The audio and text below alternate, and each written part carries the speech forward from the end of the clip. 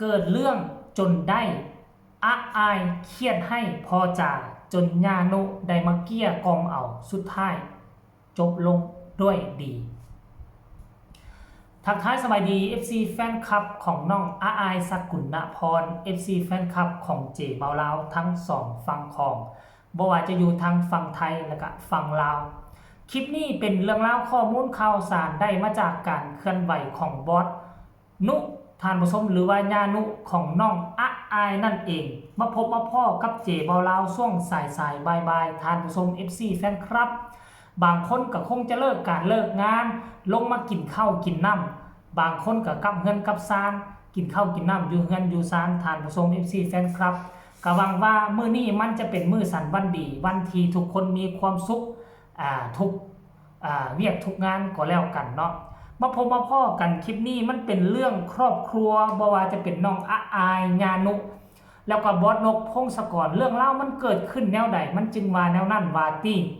ประมาณ1 ชั่วโมงที่ผ่านมานี่เห็นการเคลื่อนไหวของบอสนุเพิ่นได้แคปเอาระหว่างเพิ่นกับแซดน้ำหลานสาวอาอายเอามาลงพร้อมเขียนว่าหมู่เจ้าเสือบอลานน้อยใจพอค่อยออยเอาเก่งแท้เด้อีหลีลักษณะคือย่องตนเองท่านผู้ชม FC แฟนคลับแต่ว่าค่อยก็เชื่อว่าบอสนุเราเก่งอยู่แล้วล่ะระหว่างบอสนกกับอาอายนี่ซ้ำก็เป็นขั้วต่อกาวใจอยู่ระหว่างกลางอาอายกับพอนกพงศกรนั่นล่ะแล้วเรื่องราวมันเป็นไปเป็นมาแนวใดเดี๋ยวเฮาไปลงลึกเบิ่งเนื้อในการแซดของน้องอาอายกับบอสนุกันแล้วกันคงจะมีคนบอกว่าอาอายเครียดให้พอจ่าบอสนุจึงแซดมาหาหลานว่าหนูอยู่ไหนวะซันเดหนูอยู่ไสวะซันอาอายก็บอกว่าอยู่งานค่ะวะซันเดทั้งบอสนุก็แซดมาว่าเป็นอะไรอาอายก็ตอบว่าน้อยใจค่ะน้อยใจอะไรบอสนุก็ถามอีกตืมน้อยใจพ่อว่าซันเดก็แซดเพียงแต่ซ้ำนี่แหละแล้วก็เศร้าแซดไปเลยเนาะเศร้าแซดไปเลยว่าซันเดบัดนี้ก็มีคนผู้นี้แซดตอบว่าโอ้ยว่าซั่นพ่อหนูปวงเดี๋ยวก็ถือถุงปุ๋ยเดินเก็บขวดตามทางแล้วลูกหน้ายาวๆด่ายาดีว่าซั่นจักอีหยังว่าซั่นเด้จมกะเก่งยาละศูนย์ว่าซั่นอย่าไปน้อยใจพอเลยโทรไปขอตังค์ไปซื้อขนมดีกว่าหน่อยนะจ๊ะหน่อยนะจ๊ะว่าซั่นเด้ท่านผู้ชม FC แฟนคลับอันนี้คือเรื่องราววิธีการปลอบอกปลอบใจปลอบโยนของบอสนุพงบอสนกบอสนุเนาะที่มีต่อหลานสาวท่านผู้ชมมีหลานสาวเป็นตาฮักเป็นตาแพงคนเดียวนี่มันก็ต้องเฮ็ดให้ทุกคนฮักทุกคนหอมอยู่แล้วแล้วก็เรื่องราวเรานี่บ่ได้เกิดขึ้นครั้งแรกได้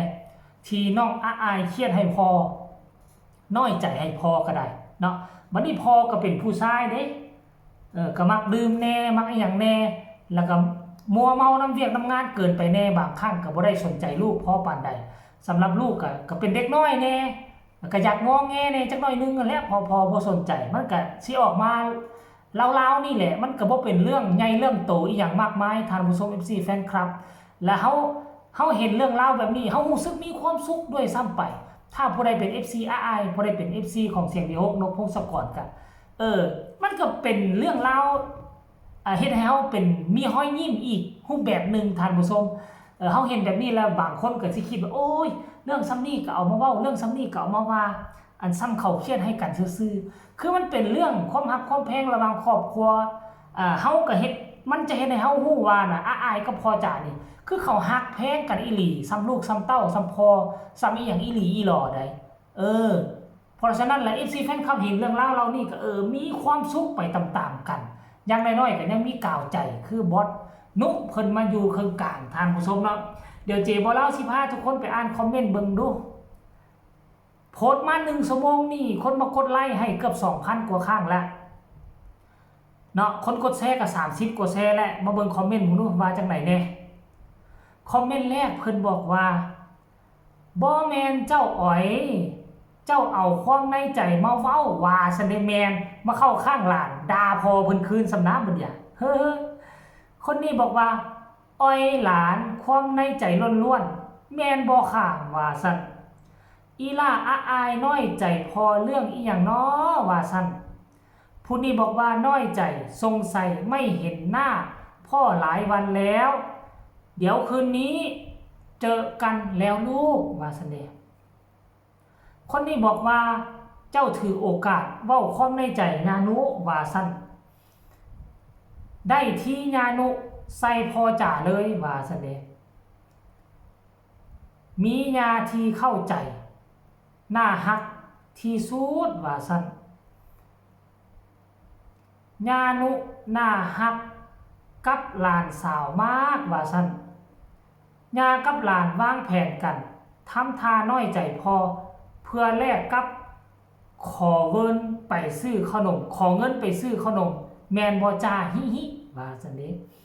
คนนี้บอกว่าอ้อยบ่แมนแนวนั้นได้ญานุว่าซั่นเด้เปลี่ยนจากน้อยใจเป็นโทรขอตังจ้าอ่อนซ้อนญาอ้อยเอาหลานสู้ๆจ้าคุณย่าว่าซั่นเด้คนนี้บอกว่าอย่าลืมขอเพื่อญานุด้วยนะลูกว่าซั่นผู้ต่อมาก็บอกว่าเปลี่ยนจากน้อยใจเป็นคอต่ำไปเซเว่นดีกว่าลูกว่าซั่นเด้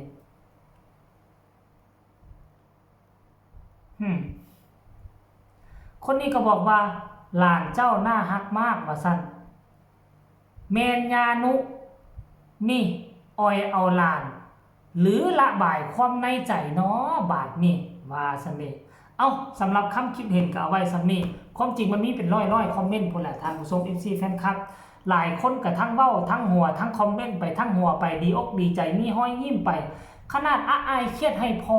ยังเห็นให้พวกเขามีความสุขขนาดนี้เนาะ